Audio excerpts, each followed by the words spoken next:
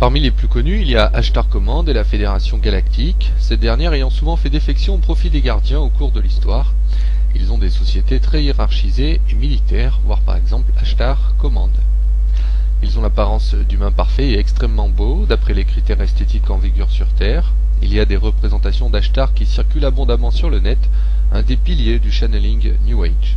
Souvent blond, mais aussi brun, avec des yeux bleus et portant une robe blanche. L'ancienne superstition musulmane qui veut que ceux qui ont les yeux bleus soient maudits et portent malheur provient de cette caractéristique luciférienne. Ce qui ne signifie pas que les humains sur Terre ayant les yeux bleus soient lucifériens. Triste superstition d'ailleurs, comme les chats noirs.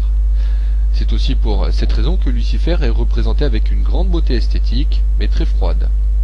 La mythologie des dieux olympiens provient d'eux.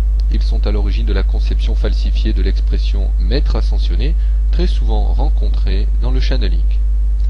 Les Anunnaki lucifériens sont issus de Vega dans la lyre, d'Alcyone et de Sirius A. Les plus connus sont la Fédération Galactique, Ashtar Command et le Conseil Niburien. Vous trouverez abondamment du matériel de lecture, y compris sur internet, sur ces trois groupes. Les principales races sont les Bellicudiens, déjà cités à propos des Marduk, les Borja, forme de petits hominidés bleus, et les Bellima Atma, selon les critères esthétiques humains, apparence humaine parfaite, d'une grande beauté physique, blond ou brun avec des yeux bleus.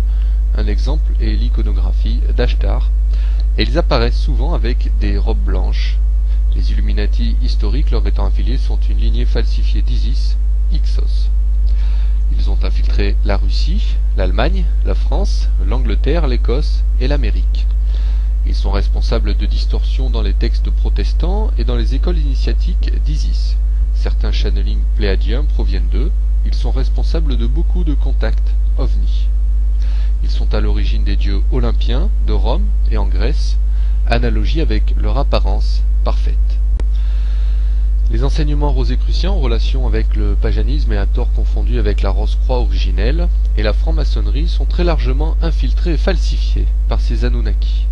Les seuls maçons initiés, c'étaient les bâtisseurs de cathédrales, les francs-maçons opératifs, pas ces organisations pseudo-initiatiques regroupant de riches financièrement, Illuminati, et ayant détourné cette appellation.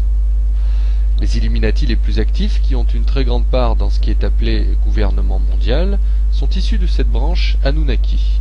Ils sont très présents aux États-Unis et sont à tort considérés comme les seuls Illuminati, certainement à cause de leur intense activité qui ne passe pas inaperçue.